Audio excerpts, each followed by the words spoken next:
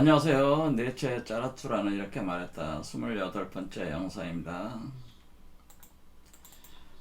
넷째는 짜라투를 통해서 우리 자신의 새로운 자아, 우주적 자아를 포태해서 태어나게 하는 그 사람 자신에 대한 사랑에 대한 그 얘기를 이제는 하게 되는데요. 그게 그 사절의 내용이라고 하는 거죠. 그래서 이런 위버메시를 포태한 사람들의 어떤 특징들을 이제 나열하게 되고 그 특징들을 가진 사람을 사랑한다 그런 표현을 하는 거죠.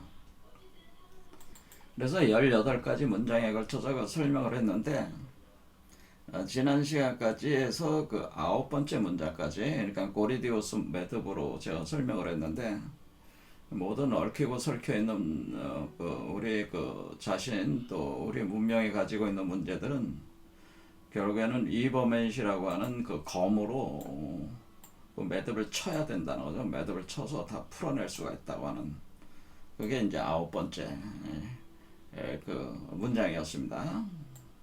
자, 그럼 오늘은 그 뒤에 총 18개 문장이니까 10번째 문장 들어가겠습니다. 읽어보겠습니다. 나는 사랑하노라 감사를 바라지도 않고 대갚기도 바라지 않으면서 영혼을 아낌없이 줘버리는 자를 그는 늘 선물을 하며 자신을 지키려고는 하지 않기 때문이다. 자, 지금 우리가 이 그 밧줄 그리고 다리 그리고 동경의 화살로 표현하기도 하고 또 요런의 과정 자체가 우리가 결혼의 과정이라고 표현을 했죠. 그러니까 이것은 중도의 길이다. 중도 일체 실상의 세계를 여는 과정이라고 이렇게 볼 수가 있습니다. 자, 그래서 중도라고 이걸 일체로 한다는 것은 우리가 이원적 세계가 하나가 된다고 하는 거죠. 빛과 어둠이 하나가 되고 선과 악이 하나가 되는 남성과 여성이 하나가 되고 그것을 동양적으로는 음양이 하나가 되는 과정이다. 그러니까 합하는 과정이라고 불러요. 그래서 결혼의 과정이다. 그런데 그렇게 된다면은 그것이 우리가 철학적으로는 주객이 일체가 된다고 하는 거죠. 주객 일체. 그러니까 우리가 자신 나라고 하는 주체와 나의 바깥에 있는 객체적 세계라고 하는 것이 본래 내가 창조해낸 세계이기 때문에 그것이 객체된 세계도 곧 나라고 하는 것에 대한 자각이 있다고 일어난다고 하는 거죠. 그래서 주객이 하나가 되는 그런 것이 되는 거고 그것은 우리가 그 사회적으로는 그것이 자타불이라는 그걸로 이제 나타나게 됩니다. 그래서 자타불이라고 하는 것은 내가 나의 다른 모습이 타인이라고 하는 나의 거울로서 타인들이 존재를 하는 거기 때문에 타인도 곧 나라고 하는 거예요. 그래서 둘이 아니라 하나라는 생각이 이제 들어오는 거예요. 그렇게 되면 어떻게 되는 거예요? 타인도 나니까 내가 그 사람에게 뭔가를 이렇게 준다고 해가지고 무엇인가 공여를 해준다고 해서 내가 감사를 바랄 이유가 없는 거잖아요. 타인도 나니까. 그렇죠. 그런 생각 자체에 일어나면 안 되는 거죠. 우리가 어떤 사람들은 뭐 기부 행위를 이렇게 할 때도 내가 타인에게 이렇게 적선을 해준다, 이렇게 동정해서 한다, 이런 생각 자체에 일어나서는 안 된다고 하는 거죠. 그런 생각이 일어날 수가 없다고 하는 거죠. 그래서 우리가 이제는 우리 현대 그 국가적 책무 중에 하나가 그 사람들이 사람답게 살 수 있는 사회를 만드는 게 기본 목표잖아요. 그렇게 할 때 우리는 사회 안전망을 구축하고 복지 시스템을 정비를 해가지고 누구든지 가장 인간으로서의 존엄성을 유지하면서 살아갈 수 있는 사회를 만들려고 합니다. 그런 데 있어서 결국 세금을 걷어야 되잖아요. 그래서 세금을 걷어가지고 이렇게 일을 진행할 때 보통 자기가 많이 보유하고 있는 사람들 입장에서는 자기가 무슨 세금을 내서 다른 사람들에게 어떤 적선을 하는 행위로 이렇게 생각을 하는 사람들이 굉장히 많아요. 그러니까 뭐 그거는 굉장히 잘못된 생각이에요. 왜냐하면 그 사람들이 잘 먹고 잘 사는 거는 그렇지 않은 사람들이 있기 때문에 그렇게 된 것이거든요. 이게 상대적인 거란 말이에요. 그런데 그걸 인식을 못하고 마치 자기가 세금을 이렇게 하는 것이, 사실 우리나라에서 뭐 돈을 버는 게 정직하게 버는 사람이 얼마나 있겠어요. 거기다 집값이 올라가고 부동산 올라가서 저기 하는 것이죠. 그러니까 누군가의 희생을 토대로 살고 있는 겁니다, 사실. 그러면 그것을 다시 세금이라는 형태로 해서 그 균형을 맞춰줘 나가는 건데, 그런 거에 대해서 자신이 뭐 이렇게 적선을 하고 자기보다 경제적으로 못한 사람들을 경멸하고 그 하찮게 보는 것은 아주 유치한 그 경박하고 천박한 사고죠. 그런 사람들이 많습니다. 자, 그런 생각 버려야죠. 왜? 사실은 이런 위버맨시를 포태해서 가는 사람들은 자타불이, 그걸 훨씬 넘어서서 자타불이로 가는 것이 너무나 당연한 것이기 때문에 자신의 어떤 그런 것들에 대해서 자신이 누군가에게 이렇게 했다는 거에 대한 그 감사조차도 바라서는 안 돼. 대가를 바라서도 안 된다고 하는 그런 생각조차도 안 나는 거죠, 사실은. 그리고 대갚기도 바라지 않는다라고 하는 것은 가령 누군가 내가 경제적으로 어려워서 국가에서 정부에서 나를 도와줬다, 복지 시스템을 통해서. 그럼 내가 그 정부에 고마워해야 하고 그 준 사람들에서 고마워해야 하냐? 그것도 아니라는 거죠, 사실은. 왜냐면 그 살아있는 자체로서 뭐야, 이 세계에 그 역할을 하고 있는 거기 때문에, 살아계신 그 자체가 그렇기 때문에 그거에 대해서, 세계에 대해서 고마워할 이유가 없어요. 자신에 대해서 그 뭐라 그럴게, 그런 것을 받은 거에 대해서 고마워할 이유가 없다는 거죠. 그러니까 이런 사람들은 어때? 뭐 되갚을 생각을 할 필요도 없는 거예요. 그러니까 당연한 거예요. 그러니까 그런 사회가 돼야 된다고 하는 거죠. 우리가 이범현 씨가 사는 사람들의 세계는 그런 행위들에 대해서 뭐 감사를 바라거나 또 그런 행위에 대해서 고맙다고 얘기를 해야 된다거나 이런 상황 자체가, 사고가 이게 일어나지 않는 세계가, 그게 진짜 이범현 씨가 사는 사람들의 세계라고 하는 거예요. 근데 지금은 그렇지 않잖아요. 우리가 누구한테 이렇게, 정부라든가 누구한테 이렇게 받으면은 고마워해야 되고 마치 빚을 진 것 같은 생각을 갖게 되고, 이런 것 자체가 지금 아직까지는 우리가 이범현씨들이 사는 그 세계로 성숙화되어 있지 않은 세계라고 하는 걸 얘기를 하는 거죠. 니체는 바로 그런 점을 얘기를 하는 거죠. 자타하게 하나인데 뭘 내가 감사를 받아야 되고 내가 뭘 감사를 해야 되냐 이거야. 그렇죠. 그런 거는 없는, 그런 거를 생각이 안 갖는다는 거예요. 이범의 삶을 사는 사람들은 그런 생각 자체가 일어날 수가 없다고 하는 거예요. 자타불이기 때문에. 그러니까 영혼도 아낌없이 줘버리는, 바라지 않으니 영혼을 아낌없이 줘도 뭐야, 그게 이제 경지가, 이제 이게 어디까지 가면 타인을 위해서 내가 죽을 수도 있다, 뭐 그런 경지까지 가는 거예요. 타인을 위해 내가 죽을 수 있다. 이건 이제 불교에서 그런 사례들이 많이 있잖아요. 뭐 어떤 스님이 가고 있는데 그 뭐 굶주린 그 늑대가 뭐 양을 먹고 있다. 그런데 양이 너무 불쌍하잖아요. 그런데 양을 못 먹게 하면은 늑대도 못 먹으니까 안 되잖아요. 그러니까 자기의 몸을 대신 어때? 양 대신에 그 늑대에게 이렇게 제공을 해가지고 먹으라고 이렇게 한다는, 제가 이제 꾸며낸 거지만 그런 비슷한 그 일화가 있죠, 불교에. 그와 같은 거라는 거지. 그러니까 타인을 위해서 죽을 수도 있다는, 영혼을 아낌없이 줘버릴 수 있다는 거, 그런 자. 그래서 뭐냐면 이게 지장보살이라고 하는 그런 개념이 있어요. 지장보살이라는 건 지옥에 떨어진 사람들을 건져내기 위해서 스스로 지옥에서 살고 있는 보살이라고 하는 거지. 그러니까 지옥이라고 하는 건 죽음의 세계잖아요. 그래서 자기의 영혼을 어떻게 지옥에 던져 넣어가지고 지옥에서 살면서 지옥에 떨어진 사람들을 구원해내는, 지금 이 시대가 바로 지장보살과 같은 사람들이 이제 요구가 되는 시대라고 하는 거죠. 왜냐면 지금이 이제는 지옥의 세계가 열리고 있기 때문에 계속 바로 그런 지옥에서 들어가서 지옥에 있는 사람들을, 자기 영혼을 지옥에 던져 넣어가지고 죽음에 던져 넣어가지고 그 세계에서 그 사람들을 이렇게 바꾸는 그런 역할을 하는 그런 지장보살과 같은 존재들이, 그런 마음을 가진 사람들이 유범의지의 그 삶을 사는 사람들. 근데 이 사람들이 근데 그런데 들어가서 자신의 영혼을 줄 때 그 사람에게 내가 너를 구원해 줬으니까 고마워해야 된다. 이런 얘기는 그런 감사를 바라지도 않는다는 거죠. 그 자체가. 그러니까 그런 점에서 우리가 기독교를 볼 때는, 그러니까 이제 니체가 그런 측면에서 기독교를 볼 때는 자타불인데, 왜 예수가 자기가 십자가에 못 박혀서 사람들을 구원해 줬다고 감사를 받아야 되느냐 이거죠. 왜 사람들을 노예로 만드느냐 이거지. 그것이야말로 가장 극악한 행위 중에 하나다. 그런 것 자체가. 그렇게 볼 수도 있는 거 아니겠습니까? 바로 그와 같은 거죠. 그래서 그 기독교의 그런 어떤 그런 이중성, 위선이죠. 바로 위선. 그런 것은 진정한 자비가 아니고 동정이에요. 동정. 그리고 어떤 대가를 바라면서 노예화시키는 메커니즘이기 때문에 그런 것에 저항을 한 거죠. 니체가 바라는 세계는 뭐예요?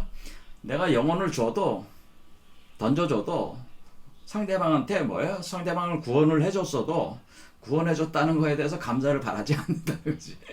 대신 죽어줘도 그런 수준을 얘기하는 겁니다. 이건 뭐야? 철저한 자타불이에 딱 도달한 사람이나 할 수가 있는 거죠. 그래서 늘 선물을 한다는 거죠. 그럼 그게 뭐야? 그게 홍익인간이라는 거. 홍익인간. 이익이라는 건 뭐 이익을 준다는 거야. 이익을 선물로 준다는 거죠. 이익을 항상 주는 거예요. 이익. 그러니까 세상에 항상 널리 세상을 그 인간들을 이롭게 한다고 하는 것은 항상 세상에게 무엇인가 더해준다는 거죠. 이익이라는 게 더할 익자니까 보태준다는 거죠. 이 보태주는 것이 선물이라고 하는 거죠. 그래서 이 이익이라고, 이익 곧 선물, 이것을 그 사람들에게는 선물이 된다는 거죠. 그렇죠. 왜냐면 그냥 주니까 너무 좋은 걸 주는 거야. 그냥 나쁜 걸 주는 게 아니라 그 사람들을 어떻게 보면 구원해 주는 개념이죠. 유부민 씨의 삶을 살 수 있게 해주는 그런 걸 주는 거니까 사실 엄청난 선물인데 그거에 대한 대가를 바라지 않아. 그러면은 뭐야? 그게 엄청 좋은 선물이죠. 그렇죠? 그렇게 되니까 우리가 늘 선물을 하면서 자신을 지키려고는 하지 않는다라고 하는 거죠. 자, 제가 이제는 그 공부를 하면서 제가 추구하는 유토피아적인 세계는 바로 이런 세계라고도 볼 수가 있어요. 자타불이에요. 타인의 곧 나야. 내가 그거 뭐 줬다고 해서 그걸 감사를 하다는 감사를 바란다는 그 일종의 그 생각도 일어나서는 안 돼요. 그리고 무엇인가 받았다고 해서 감사를 해야 된다는 뭐야 자기의 어떤 내가 받았으니까 고맙습니다, 감사합니다, 네 갚을게요, 뭐 이런 생각도 일어나서는 안 되는, 일어나지 않는 세계라고 하는 거지 그게. 당연한 것이니까 그런 거죠. 나와 타인이 둘이 아니라는 게 명확하게 서 있는 세계란 말이야. 자타불이. 그렇게 그런 세계 속에를 우리가 만들 수 있다면은 우리가 사는 이 사회가 얼마나 좋겠어요. 그렇죠. 서로 부담 없이 살 수가 있잖아요. 그렇죠. 자유롭게 살 수가 있잖아요. 그런 세계를 만들어야죠. 그래서 제가 이제 추구하는 사회는 기본소득제가 돼야 되는 사회는. 그 사람이 기본적으로 사람답게 살 수 있게 해야지. 그럼 사람답게 살면서 살아야지 위법행실을 추구할 수 있는 거기 때문에 우리가 경제적으로, 사회적으로, 문화적으로 기본 베이스는 깔아줘야 되는 거예요. 그건 너무나 당연한 거예요. 우리 자신의 지속 가능한 번영을 위해서는 반드시 그렇게 해야 되는, 그거에 대해서 마치 누군가에게 이게 그 상태에 스스로 못 도달하는 사람에 대해서 뭐 이렇게 적선해준다는 생각 자체를 버리셔야 된다고, 우리 사람들이. 그런데 그런 생각들을 가지고 있기 때문에 자꾸 그런 사회가 돼가는 걸 방해를 하고 저항을 하고 자꾸 그런 사람들이 많이 나오는 거죠. 자, 그럽니다. 자, 그 다음에 11번째 문장입니다. 나는 사랑하노라. 주사위가 가져오는 행운을 수치스러워하면서 내가 사기 도박사가 아닌가 하고 반문하는 자를 그는 몰락을 원하기 때문이다. 자, 니체가 이제 주사위를 던진다는 표현을 하는 건 뭐냐면은 자기의 삶을 자기가 선택해서 그 결정하는, 그러니까 그 어떤 그 현상으로 그 실체화가 될 때, 어떤 일이 실체화가 될 때에 그것이 마치 그 어떤 그 자신의 주인의 선택, 자신의 선택에 의한 결정, 그 결정으로 이루어지는 것이 아니고 자신이 스스로 그 주체적인 선택으로 주체적 선택을 해가지고 자기의 운명을 결정했어. 어떤 선택을 했어. 그래서 그렇게 해서 결정을 해서 그렇게 내가 현실을 구현을 했다. 그런 것이 아니고 어떤 우연성에 의존을 하는 사람들. 그러니까 자신의 주체적인 선택을 하는 게 아니고 그냥 뭐 다양한 현상들이 발생할 수 있죠. 이제 제가 이제 뭐 다음 강의에서 이제 양자역학으로 좀 설명을 할 텐데, 이 세계가 이제는 허수적 세계라고 하는 것이 양자역학적 그 확률적 세계로 많이 보는 거예요. 이게 확률, 그러니까 우리가 입자와 파동이라는 표현을 할 때, 우리가 입자와 파동 할 때, 이 파동의 세계가 파동의 세계가 입자로 실제계로 드러날 때, 우리가 이 파동을 우리가 이제 양자역학적으로는 확률파라고 합니다. 확률파. 그러니까 우리가 허수적 세계에 있어서 확률파가 입자적으로 결정이 돼서 딱 시공간으로 드러날 때 그 기반에 깔려 있는 걸 확률이라고 하는 거예요. 그런데 그 어떤 확률이 있는데 그 확률을 내가 주체적 선택에 의해서 어떤 확률 그 레인지가 있을 거 아니에요? 범위가 있지 않겠어요? 그 범위에 내가 선택을 하는 게 아니고 그냥 확률이 우연성에 의해서 그냥 습관적으로 우연성에 의해 가지고, 그러니까 여러분들이 그 살아가고 있는 그 상태 자체는 거의 그 습관적 삶이에요. 그러니까 어떤 우리가 운명이라고 하는 것들이 사실 뭐 어떤 고정된 패턴에 의해서 습관적으로 선택하는 맥락들이 있단 말이에요. 그런 것이 상당히 내가 의지적으로 선택한 게 아니고 그냥 그 선택에 끌려가는 거죠. 내가 스스로 선택한 게 아니라 누군가 그냥 어떤 메커니즘에 의해서 그냥 선택이 돼 버리는 거지. 그렇죠. 여러분의 성격 구조라든가 주변 주위 환경 조건에 의해서 그냥 선택이 돼 버리는 그 확률적 어떤 그런 선택이 딱 돼 버리는, 내가 주인이 아닌 선택. 내가 주인이 돼서 결정한 것이 아닌 이런 거를 이런 거를 수치수로 한다. 이런 것에 통해서 행운을 얻은 거. 가령 이런 거지. 여기서 지금 주사위가 가져오는 행운을 수치수로 한다는 건 뭐예요? 그냥 내가 금수저로 태어났어. 어떤 사람은 흙수저로 태어났어. 그래서 내가 금수저로 태어나서 나는 돈이 많으니까, 집안에 돈이 많으니까 더 기회가 많잖아요. 그렇죠. 그 돈을 가지고 집에서 돈을 대주니까 내가 음악도 할 수 있고 비싼 악기 사고 또 그림을 그릴 수도 있고 무용도 할 수 있고 다양하게 자기 재능을 테스트하고 시험하면서 자신이 하고 싶은 걸 할 수가 있고, 그런 사람들을 또 만들고 인간관계를 만들고 그렇게 해서 자신의 삶을 누릴 수가 있는 거잖아요. 그게 금수저. 그러다가 실패하면 또 부모가 또 돈을 대주는 거 아니야. 그렇죠. 그런데 그런 것은 행운이죠. 자신이 선택에 의한 결정이 아니라 그냥 금수저는 자신의 삶이 우연적으로 된 거 아니야. 이게 우연적으로. 내가 이게 태어나고 싶어서 그래 태어난 게 아니잖아. 금수저가. 그렇죠? 그런 것뿐만 아니라 세상에 있어서 어떤 그런 우연적 행운들에 의해 가지고 이렇게 얻은 것들이 많이 있단 말이에요. 가령 부동산이 그런 거잖아요. 부동산이. 집을 사놨는데 집이 10억에서 20억으로 올랐어. 근데 10억을 벌었잖아. 자기가 노력한 게 아니잖아. 그렇죠. 우연적 행운이잖아요. 그렇죠.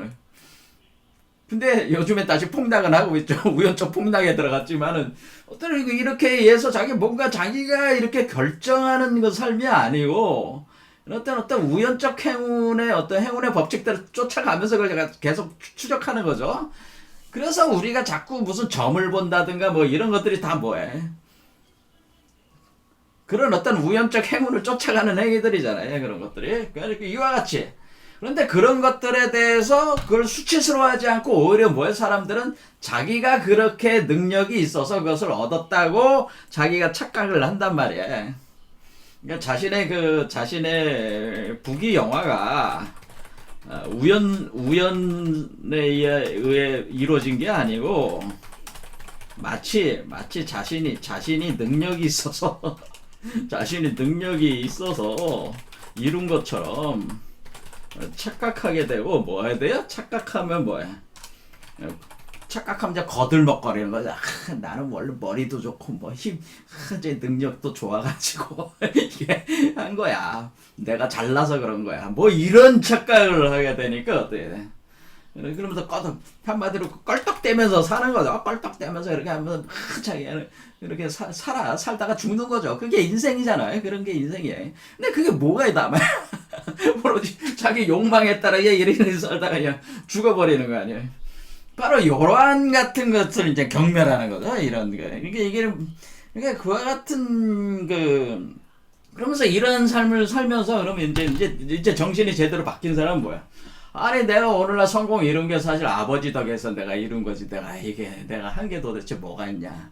내가 내 스스로 내 인생을 선택해서 살아야 되는 것인데 그것이 진짜 재밌는 삶이잖아요. 사실 저는 금수저가 안 부럽다 생각해요. 왜냐면 흑수저는 뭐야? 오히려 흑수저들은 뭐야? 스스로 자기의 운명을 개척해야 되잖아요. 그게 멋있는 삶이죠. 그렇죠? 자기 선택에 의해서 살아가는 거잖아요. 그렇죠? 흑수저가 오히려 더 행복한 삶이라고 저는 봐요. 고통이 있겠지만 그 고통이 즐거운 고통이지. 세상에 온갖 재밌는 거를 이렇게 인생을 개척하는 과정에서 겪는 것들이 아주 값비싼 체험들이잖아요. 그런 것들이. 그렇죠. 그 깨달음을 주는 체험들이잖아요. 근데 우연성에 의해서 이루는 것들은 뭐야? 어떤 진정한 인간에 대한 자기 통찰을 가져오지는 않는다. 그런 얘기입니다. 그러니까 그러면은 뭐 돼? 내가 혹시 이렇게 이룬 것이 우연성에 의해서 이렇게 이룬 것인가? 내가 정말 내가 선택해서 내가 내 능력으로 개척을 한 것이냐에 대한 그것을 스스로 자문할 수 있는 사람, 자문할 수 있는 사람이 진짜죠, 그게. 그래서 우리가 사회적으로도, 돈을 많이 벌고 그런 사람도 내가 이렇게 성공을 한 것이 내가 내 자신이 잘나서 그런 것이 아니고, 그렇죠. 이 사회적 기반이 있어서 그렇게 한 거고, 그 틀이 잡아서 그런 거고, 내가 운이 좋아서 그렇게 된 거니까 항상 겸손하죠. 겸손하게 다시 내가 내가 해서 내가 내가 올해는 10억을 벌었다. 그럼 한 5억 정도는 뭐야 다시 돌려주는 그런 마음이 일어나겠죠. 그런 사람들은. 그렇죠. 다시 돌려줄 리턴 해가지고 좀 더 세게. 그런데 그 리턴 해준다는 게 감사함을 바라는 게 아니고 자연스럽게. 그렇죠. 그런 마음으로 가겠죠. 그러니까 그런 거를 얘기하는 거예요. 그러니까 그런 것이 혹시 사기 도박이 아닌가라고 이렇게 하는 거는 내가 혹시 우연성에 의해서 확률적으로 그냥 운이 좋아가지고 이렇게 성공하는 게 아닌가. 이런 것들에 대해서 자문을 하면서 스스로가 자기 운명의 주인이냐 아니냐라는 걸 항상 반추해보는 사람이 되길 원한다. 그런 뜻이겠습니다. 자, 그런 입장에서 보면 어때요? 우리가 가상화폐 젊은 사람들 많이 투자하고 갭 투자들 많이 하시잖아요. 부동산에. 다 실패들을 봤지만은 오늘날에는 요새는 다 실패를 하고 있잖아요. 다 폭락하고 있으니까. 그런데 그런 것이 뭐예요? 우연성. 도박이죠. 도박. 그러니까 우연성에 의존을 하려고 하는 거죠. 자기가 부귀영화를 우연성에 의지해가지고 이렇게 살아가려고 하는, 그것을 이루려고 하는 그런 의식들이라고 하는 거죠. 그건 사실 니체가 볼 때는 건전하지 않은 사회의 그림들이라고 하는 겁니다. 건전하지 않은 모습들. 그러니까 위버맨시로서 사는 사람들은 그런데 관심이 가질 이유가 없다고 하는 거예요. 그렇겠죠. 그 다음에 12번째, 나는 사랑하노라. 행동에 앞서서 황금 같은 말을 던지고 그 약속한 것보다 더 많이 해내면서 약속을 지키는 자를, 그는 자신의 몰락을 원하기 때문이다. 이렇게 했습니다. 자, 우리는 근데 왜 보통 세상 사람들이 얘기할 때는 말보다 행동이 앞서야지 어떻게 말이 앞서면 되겠냐. 한마디로 그냥 입만 살아서 나불대는 놈들 아니냐, 이렇게 이제 생각하는 거 아니에요? 그렇잖아요. 말을 앞서게 한다. 근데 그거는 그런 모습을 경박하게들 생각을 하는 거 아니에요. 근데 니체는 뭐냐면은 말을 황금 같은 말을 던진다고 먼저 하는 거죠. 황금 같은 말을 던진다.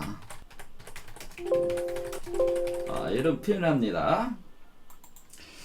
자, 니체가 이제 여기서 이제 굉장히 중요한 그게 우리가 이제 생각할 게 있는데, 우리가 이제 말을 던진다. 황금 같은 말을 행동보다 먼저 던져가지고 그 늘 약속한 것보다 더 많이 해내면서 약속을 지킨다.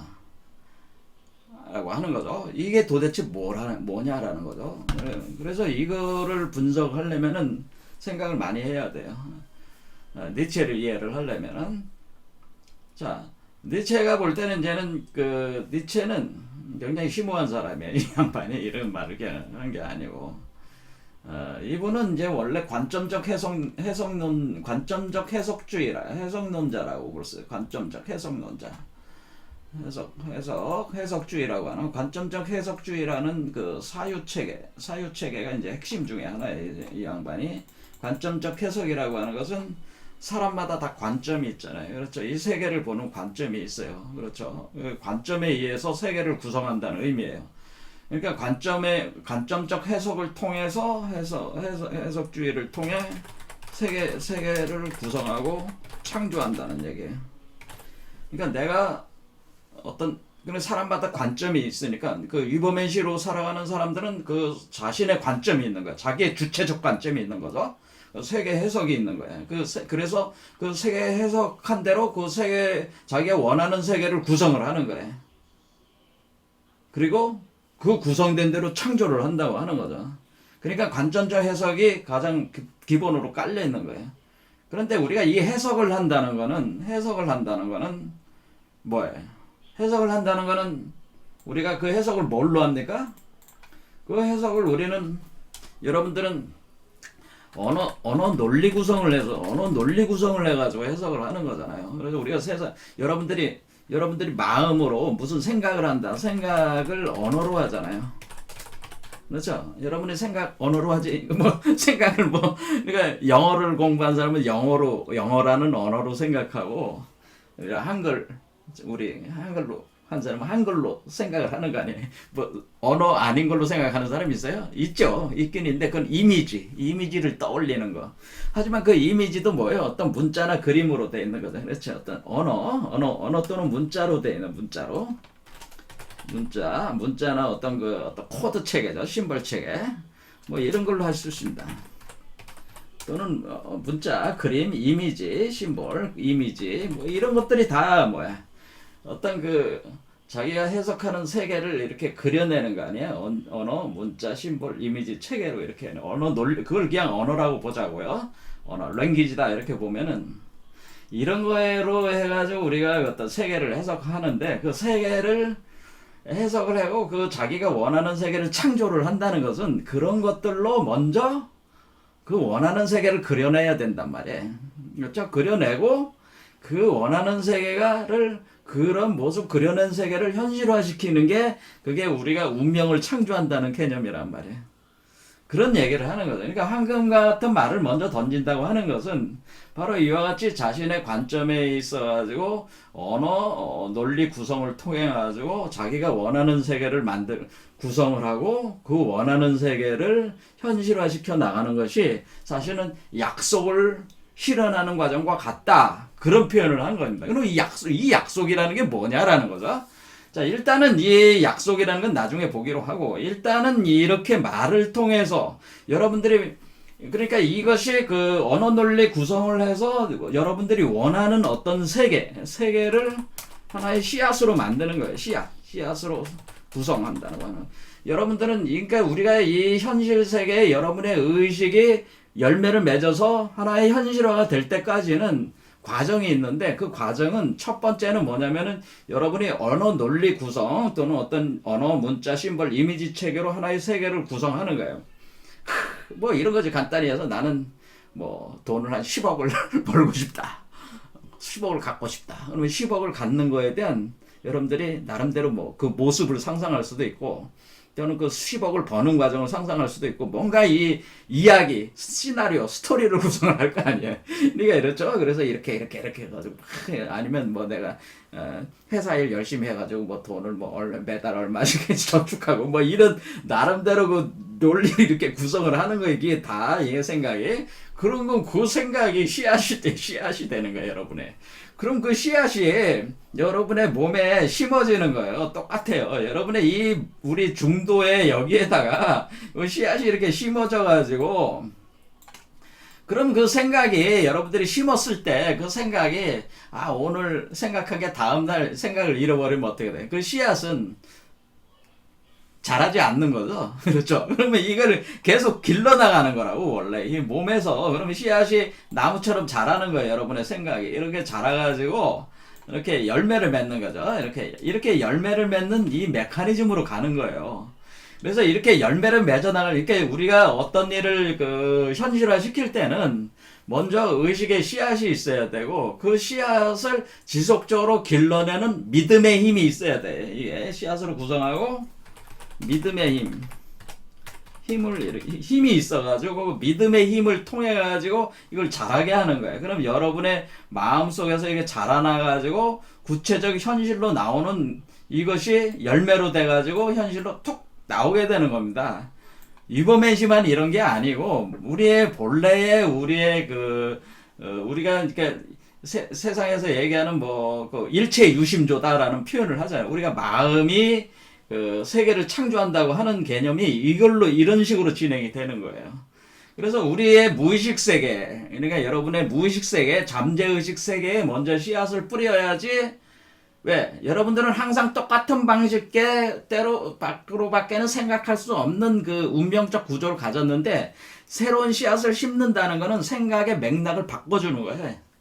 그죠? 그럼 그 씨앗을 키워나가는 거예요, 계속. 그럼 키워나가면은 쫙 키워나가면 열매가 돼서 나오는 이 과정 자체가 이렇게 황금과 같은 말을 던지는 게 그래서 우리가 말이 씨가 된다는 표현을 하잖아요. 말이 씨가 된다. 이 말이 씨가 된다는 게 그냥 나오는 게 아니고 말이 씨가 돼서 그 씨가 자라가지고 잠재의식 속에서 자라가지고 결과를 낸다는 거와 같습니다. 그러니까 씨앗으로 그것을 좀 더 의도적으로 한다고 하는, 잠재의식적으로 하는 게 아니라 의식적으로 그걸 한다는 거예요. 그러니까 상상력으로 그것을 씨앗을 구성하고 심고 믿음의 힘으로 키워나가는 거예요. 키워나가가지고 이것을 현실화시키면은 그것이 구체적으로 나오는 거죠. 그래서 이게 이제는 우리가 요한복음에 이런 말이 나오는 거예요. 요한복음 1장의 내용입니다. 이게 태초에 말씀이 계시니라. 이 말씀이 하나님과 함께 계셨으니 이 말씀은 곧 하나님이시다. 말씀이 하나님이라는 말씀이 그가 태초에 하나님과 함께 계셨고, 그러니까 말씀이 하나님이니까 태초에 말씀이 있는 거죠. 말이 있는 거예요. 태초에 말. 그 만물이 그로 말미암아 지어졌다라고 그러는, 그러니까 만물이라고 하는 그 구체적 형상적 구조로 나오는 건 다 뭘로 된 거예요? 말에서 시작한 거다라는 거예요. 말이 씨가 돼서 시작한 것이라는 거예요.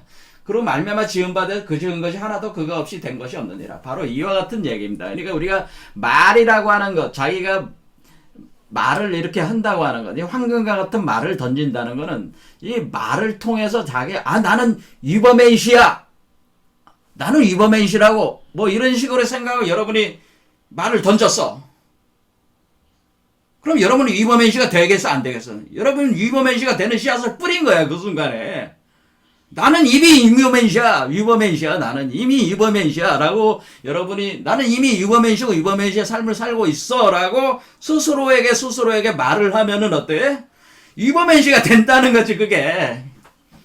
그걸 통해서 이버맨시가 된다고 하는 거예요. 그러니까 황금 같은 말을 던진다고 하는 거는 내가 이버맨시고 이버맨시의 삶을 나는 지금 살고 있다고 그렇게 계속 믿으라는 얘기예요. 그렇게 자기 체면 걸어라 그런 뜻이에요. 황금 같은 말을 던지는 말의 씨가 되고 이 길러내는 믿음이라고 하는 건 믿음은 자기 체면이라고 하는 자기 체면을 걸어 나간다고 하는 거예요.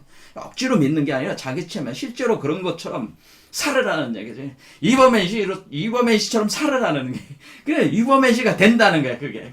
그렇게 되면은 황금, 황금 같은 말을. 그러니까 이때 그냥 아무 말이나 던지는 게 아니고, 황금이라는 게 제가 유버맨시가 이게 황금이잖아요. 이게 황금. 이게 제가 이제 나중에 보면 알겠지만 연금술적 변화로 볼 때 이게 황금 메탈체예요. 그러니까 우리가 위버맨시가 될 수 있는 그 말들을 던지라는 거죠. 그냥 막 던지는 게 아니고, 위버맨시라는 그 언어 논리 구성, 위버맨 관점적 해석주의. 그러니까 어떤 여러분의 관점에서 볼 때 요런 형태가 위버맨시야, 이렇게 생각하는 거 있지 않겠어요? 그럼 그걸로 이렇게 위버맨시의 모습을 상상을 하는 거지. 그렇죠? 어떤 언어, 문자, 심볼, 이미지 책으로 위버맨시의 형상을 생각해. 그럼 그게 씨앗에 심어져. 그것이 내가 지금 그런 위버맨시를 포태하고 지금 살고 있어 라고 스스로에게 얘기하고 타인에게도 얘기하면은 어떻게 위버맨시가 자란다는 거예요.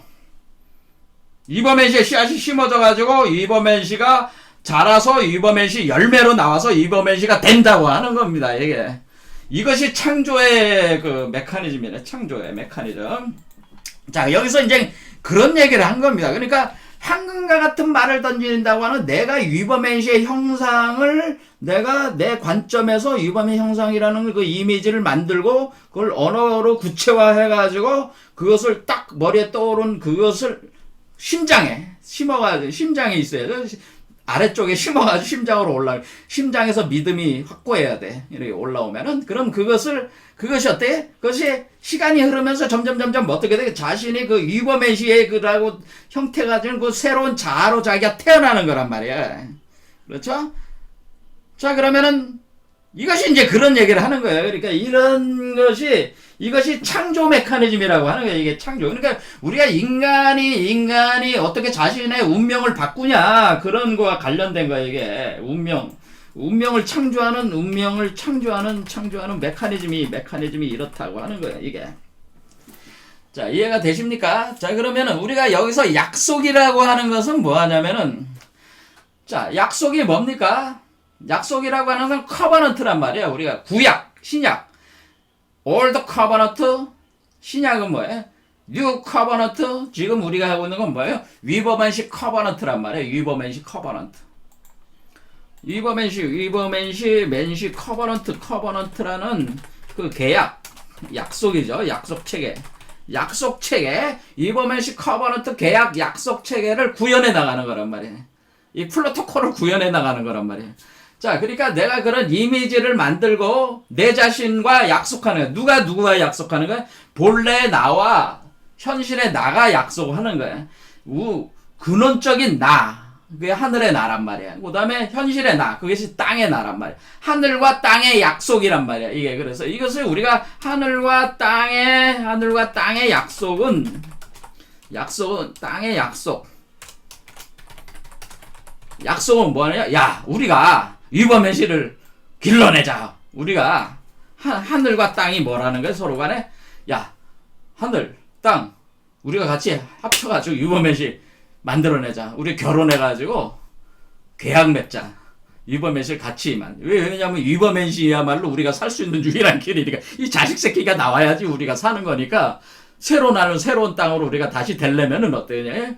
자식 새끼를 만들 수밖에 없어. 그러니까 너하고 나하고 약속을 하는 게, 이게 약속이에요. 그러니까 그때 이 약속이라고 하는 하늘과 땅이라고 하는 것은 뭐냐면은 이 한마디로 결혼 약속이죠.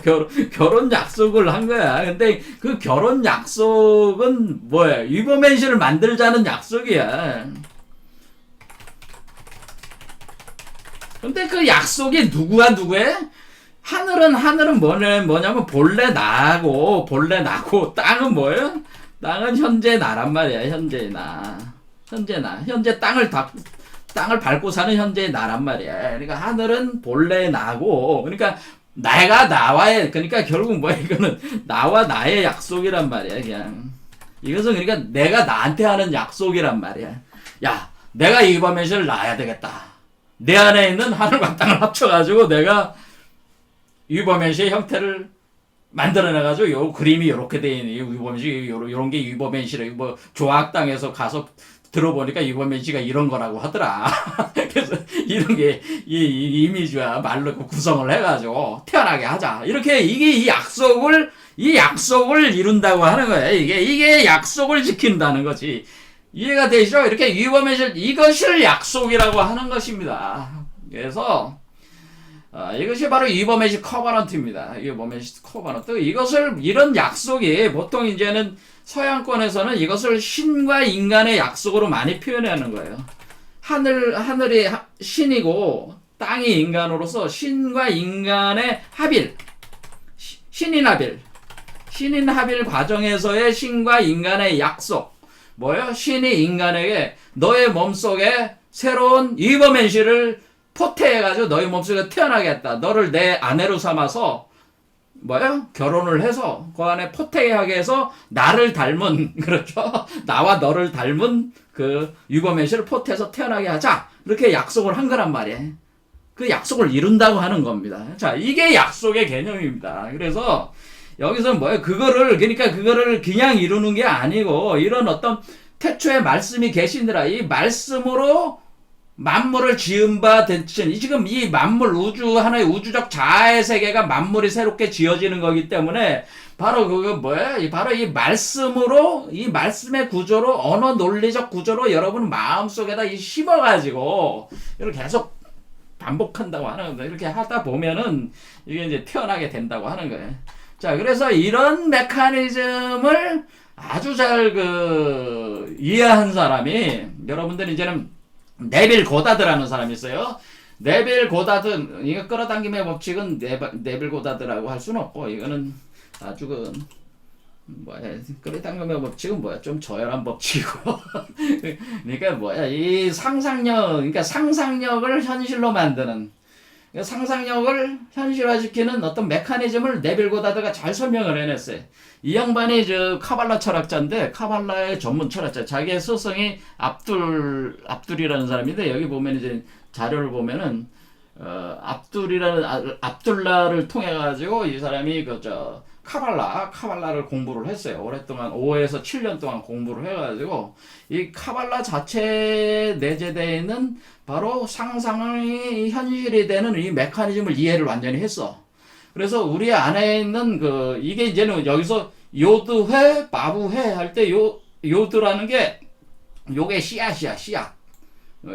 요 씨앗을 심어야 돼요. 요 씨앗을 여러분 몸 안에 심으면은 요드회, 바브회라는 야훼, 여호와 메커니즘이 돈단 말이에요. 그러면 여러분이 위버맨시의 씨앗을 심으면은 위버맨시가 현실화되는 과정을 이걸 설명한 거라면 요드회, 바브회. 그래서 이 사람은 어떤 경지에 이르냐면 이 사람은 자기 몸 안에 위버맨시를 포태해서 태어나게 한 사람이야. 이게 네빌 고다드. 네빌 고다드를 제가 왜 위대하게 보냐면은 네빌 고다드는 위버맨시를 포태해서 태어나게 했다는 거예요. 포태해서 태어나게. 자, 위버맨시를 포태하게해서 태어나게 한 힘은 뭐냐면은 위버맨시가 상상력의 본체인 위버맨시를 상상한 거지. 위버맨시를 상상을 해서 위버맨시의 모습을 심은 거야 몸 안에다가. 그래서 이 사람이 위버맨시를 태어나게 했단 말이야. 자신의 새로운 자아로. 그래서 하늘과 자신의 약속을 실현을 한 거네.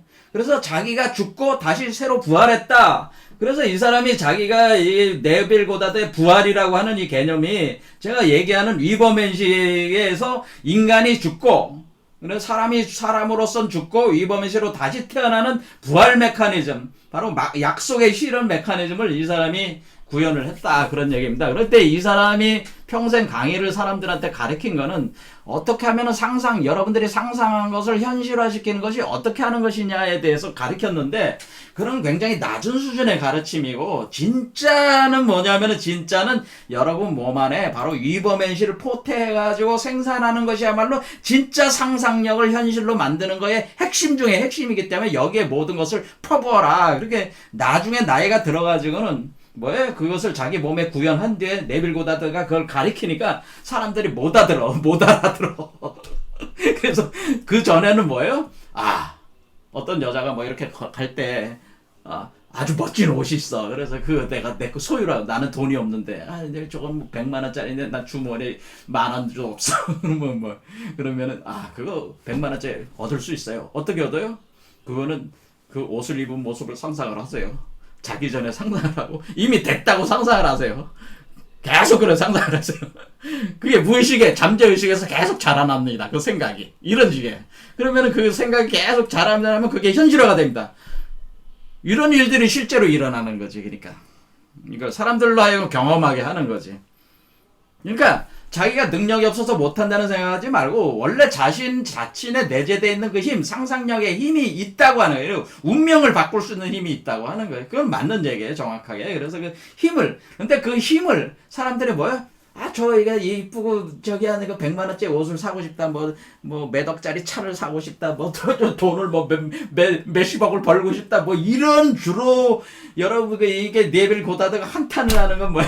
사람들에게 이 그 기법을 가르쳐 줬더니만은 맨날 하는 짓이라고는 그 상상력을 낭비하고 있는 거죠. 이 상상력을 낭비하면서 현실에서 자기 물질적 욕망을 충족하는 데만 이 상상력을 자꾸 사용하니까 네빌 고다드는 답답한 거죠. 원래 이 상상력, 이거는 그게 본질적으로 중요한 게 아니고, 위버맨시, 여러분의 새로운 자아를 상상력으로 키워내는 것이 이것이 진짜 핵심인데, 왜 이런 데는 관심을 안 갖고, 자꾸 세상에 물질적인 건 뭐 자꾸 그런 것들 더 높은 지위, 더 높은 재물, 더 많은 돈, 이런 것만 자꾸 상상을 해가지고 하니까, 사실은 네빌 고다드가 사람들한테 마법적 능력을 줬지만, 이렇게 알려줬지만, 마법의 능력을 알려줬지만은 결국 이 세상을 개판으로 만드는 그걸 알려주고 있는 거지. 그러니까 네빌 고다드 입장에서는 아주 답답하게 생각할 수밖에 없었을 겁니다.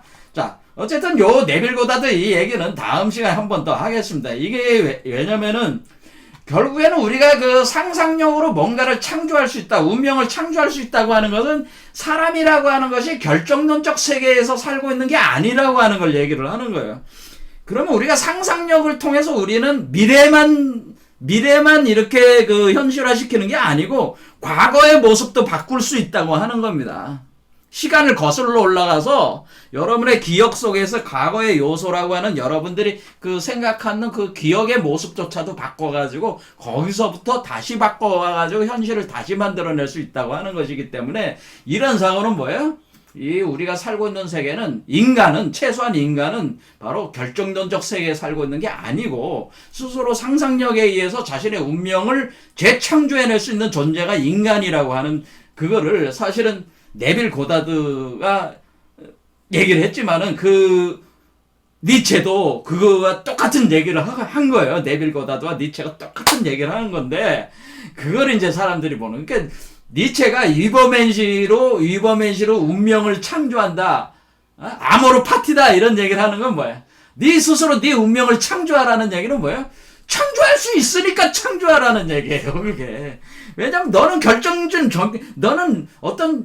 다른 어떤 그런 거에서 조건적으로 우연적으로 발생되는 존재가 아니라 너의 스스로의 결정 선택에 의해서 너의 운명을 새롭게 생성해낼 수가 있고 그것은 과거의 그런 것들도 다 바꿀 수가 있다는 거예요. 의식적으로. 그래서 그것을 해나갈 수 있으니까 그게 가능하다고 하는 네빌 고다드와 니체는 같은 얘기를 한 겁니다. 자, 이제 오늘 시간 많이 했습니다. 자, 요 부분에 대해서 다음 시간에 한 번 더 얘기를 하겠습니다. 왜냐면 이 부분이 굉장히 중요한 거예요. 왜냐면 기존에 우리가 인과율을 깨는 개념은, 그러니까 니체는 인과율을 믿지 않았어요. 결정론적 세계는 인과론. 그러니까 우리가 이 우로보로스 인과 체계를 믿지 않는다는 얘기예요. 사실은 부처도 12연기설을 주장할 때 인과론을 믿으라고 주장한 게 아니란 말이에요. 인과를 깨야 된다는 걸 주장을 한 거란 말이에요. 근데 사람들이 불교하시는 분들이 잘못 이해를 하신 거죠, 그게. 그래서 인과론은 우리는 벗어나야 되네. 사람은 인과의 세계를 벗어나 있는 창조적 존재라고 하는 자각을 가져야 된다고 하는 겁니다. 그래야지만 운명을 창조할 수 있죠. 우리가 그냥 결정론적 세계에서 인과에 사로잡힌 존재라면은 어떻게 우리가 창조할 수 있겠어요? 그렇죠. 그러니까 우리가 인과라고 하는 것도 인간의 의식이 만들어낸 시공간적 패턴이라고 하는 거예요. 시공간이라는 것 자체도 인간의 의식의 산물이라고 하는 것까지 니체가 이제 주장을 하게 됩니다. 이런 부분들은 뭐 천천히 가면서 하고요. 일단 다음 시간에는 네빌 고다드하고 이 얘기를 더 하면서 더 이런 부분에 대해서 어떻게 인간이 그 자신의 운명을 창조할 수가 있냐. 이게 정말 중요한 거거든요, 사실은. 위버맨시를 어떻게 운명을 창조하면서 살 수 있는 존재가 인간이 될 수가 있느냐. 그렇죠. 그런 부분을 계속 한번 더 봐야 되기 때문에 중요한 요소니까 다음 보겠습니다. 오늘 여기까지 하겠습니다. 감사합니다.